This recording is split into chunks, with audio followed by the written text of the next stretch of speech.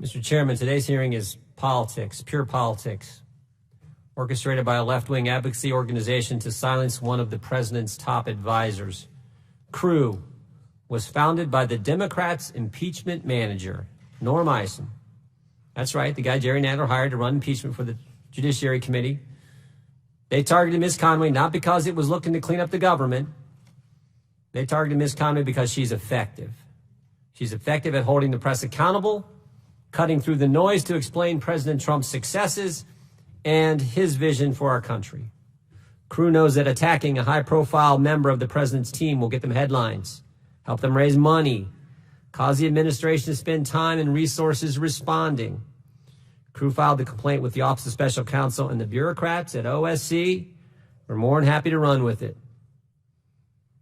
The report produced by Kellyanne Conway was outrageous and unprecedented. During the Obama administration, OSC never made a recommendation to remove White House employee from federal service despite numerous Hatch Act violations. And when OSC did flag this unprecedented recommendation for the White House, OSC only gave the White House 16 hours, that's right, just overnight, to respond. The items OSC flagged as problematic are ridiculous. Ms. Conway said that Vice President Biden and Senator Bernie Sanders are two old white career politicians. She said Senator Warren was lying about her ethnicity and appropriating somebody else's heritage. She suggested that Congressman O'Rourke does not think that women running are good enough to be president. And she said that Senator Bernie Sanders has ideas that are, quote, terrible for America. Frankly, I think a lot of Americans would agree with Ms. Conway's statements. But whether you agree or disagree with those statements, it does not change the fact that they are Ms. Conway's honest opinions, and she has every right to share her opinions. Democrats on this committee are more than happy to use the OSC report to attack Ms. Conway and, of course, the president. And this is just yet another example of the committee, as I said, being used for politics. We had Special Counsel Henry Kerner testify for several hours detailing every fact about his report. This hearing today is solely for the purpose of creating political theater, and advancing your partisan narrative about the administration.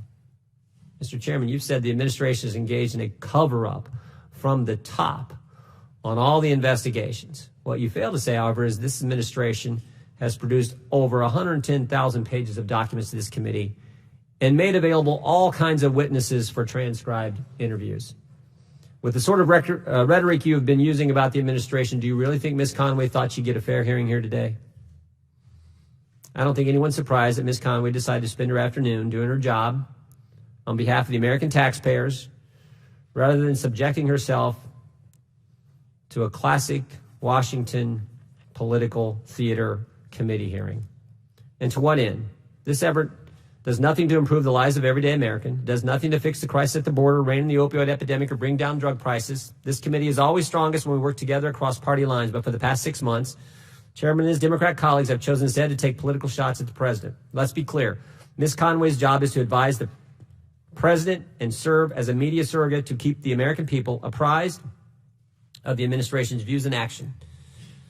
This role is necessarily political and involves her answering questions about the state of politics in America. To suggest that in carrying out her duties, she ran afoul of the law is an attack on her First Amendment liberties. What we learned from Special Counsel Kerner 2 weeks ago is that he was upset that Ms. Conway did not stop everything she was doing, rearrange the way she does her job, and be subject to a bureaucratic gag order pursuant to his office's overly broad interpretation of the Hatch Act.